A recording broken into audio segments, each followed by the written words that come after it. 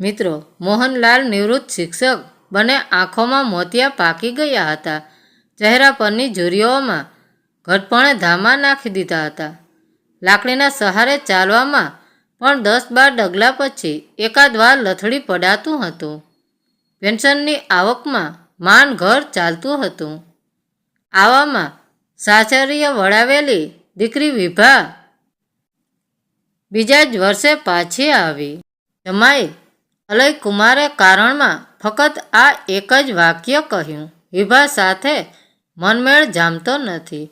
2 દિવસ પછી એણે વકીલની નોટિસ પણ મોકલી આપી. બિચારા વૃદ્ધ મોહનલાલે લોકો પાસેથી મળેલી માહિતીને સ્વીકારીને વકીલ ઇન્દ્રજીતસિંહ રાણાની ઓફિસમાં પહોંચી ગયા. રાણા સાહેબ યુવાન હતા પણ બાહોશ હતા. મોહનલાલ પોતાના દીકરાની ઉંમરના વકીલના પગમાં ઝૂકી પડ્યા. સાહેબ, મારી દીકરીનો કેસ તમને સોંપવા આવ્યો છું અને ન્યાય અપાવો. હું જાણું છું કે તમારી ફી.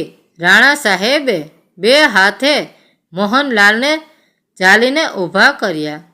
પછી પોતે તેમના પગમાં પડ્યા. સાહેબ, તમને ઝાંખું દેખાય છે પણ હું તો સ્પષ્ટ જોઈ શકું છું. તમને યાદ કરાવું, હું ઇન્દ્રજીતસિંહ, જેની 7મા, 8મા, 9મા અને 10મા ધોરણની ફી તમે ભરી હતી, એ હું જ. મારા બાપુ કાળ કરી ગયા હતા. એ પછી ઉપરા છાપરી 4 દુષ્કાળ પડ્યા એટલે દાદા બાપુએ મને સ્કૂલમાંથી ઉઠાવી લેવાનું નક્કી કર્યું હતું. ત્યારે તમે એમને કીધું હતું કે છોકરો તેજસ્વી છે, એને ભણવા દો, ફી હું ભરીશ. યાદ આવ્યું સાહેબ? મોહનલાલને બધું યાદ આવી ગયું. મોતિયો આંખમાં આવ્યો હતો, કાંઈ મગજમાં થોડો આવ્યો હતો. એમની એક આંખમાંથી અષાઢ અને બીજી આંખમાંથી શ્રાવણ વરસી રહ્યો હતો.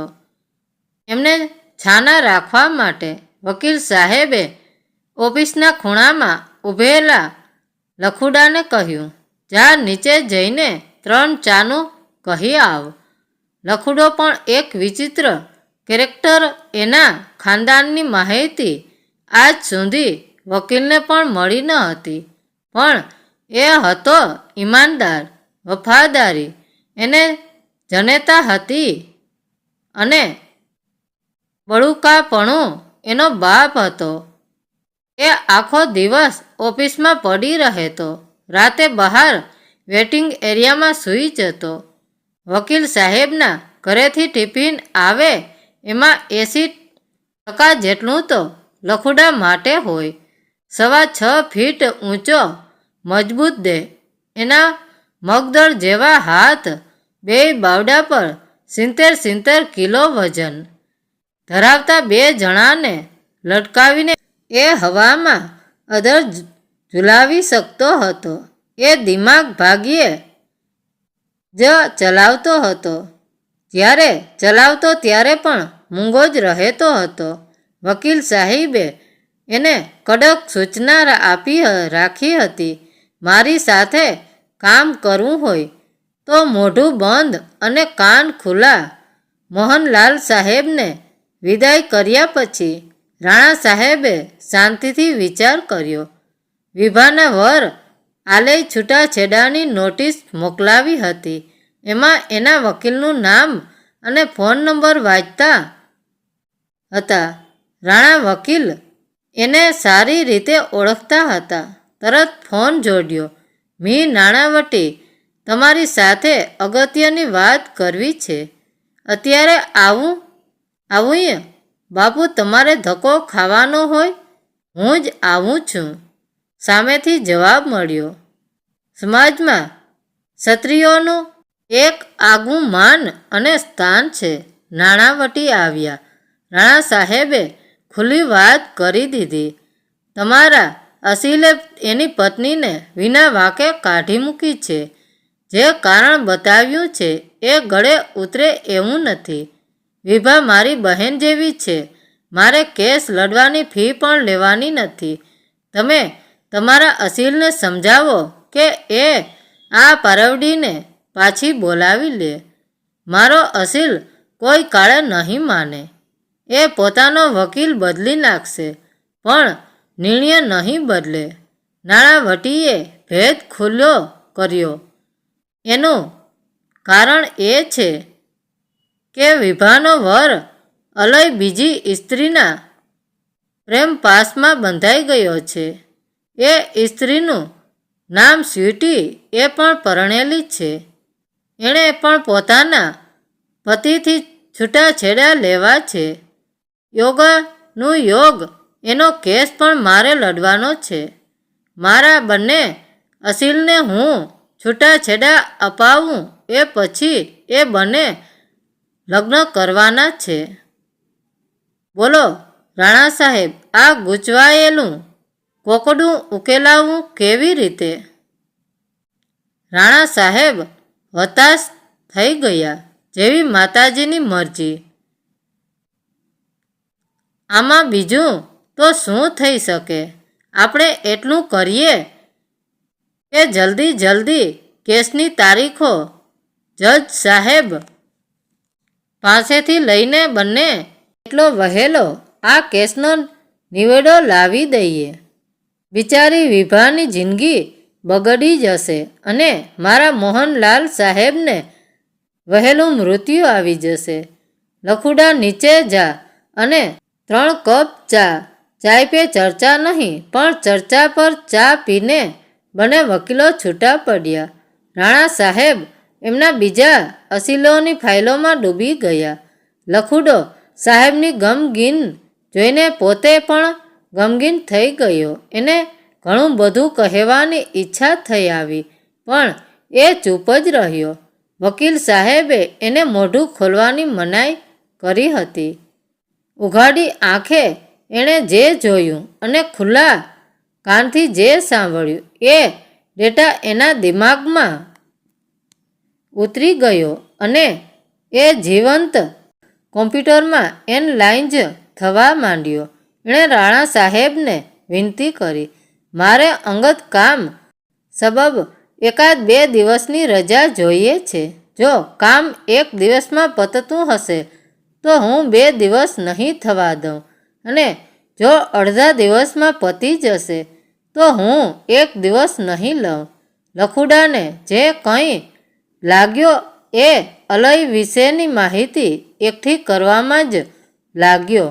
અલય કયા કામ કરે છે, સ્વીટીને ક્યારે અને કઈ જગ્યાએ મળે છે, એની સાથે જાહેરાતમાં કે ખાનગીમાં કેટલો સમય વિતાવે છે, આ બધાની નાની મોટી વિગત એણે મેળવી લીધી. એની આંખ બપોરના 2 થી 4 વાગ્યાના સમય પર ઠરી ગઈ. આ એ સમય છે જ્યારે અલય ઓફિસમાંથી ગાયબ થઈ જાય છે. શહેરની બહાર આવેલી આમ ક્રુંજ નામની વાડીમાં એની પ્રેમિકાને બોલાવે છે. 1.5-2 કલાક આંબાના વૃક્ષની છાયામાં બેસીને મીઠી મધુરી કેરીનો રસ માણે છે. આ માહિતી અલયની ઓફિસના જ એક કર્મચારીએ આપી. લખુડો બરાબર 3 વાગે આમ ક્રુંજમાં પહોંચી ગયો. એણે જાણી લીધું હતું કે આ વાડીનો માલિક ધનવાન છે, પણ મોટા ભાગે એ મુંબઈમાં જ હોય છે. અલય દોસ્તીના હક દાવે એની વાડીનો દુરુપયોગ કરે છે.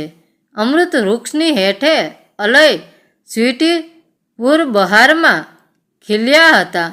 બરાબર તે સમયે લખુડાએ ધમાકેદાર એન્ટ્રી મારી. અલય માટે લખુડો સાવ અજાણ્યો હતો. એ કંઈ સમજે એ પહેલાં જ લખુનો જમણો હાથ હવામાં વીંઝાયો. સણાધમાં અલય જમીન પર ચત્તોપાટ પડ્યો હતો.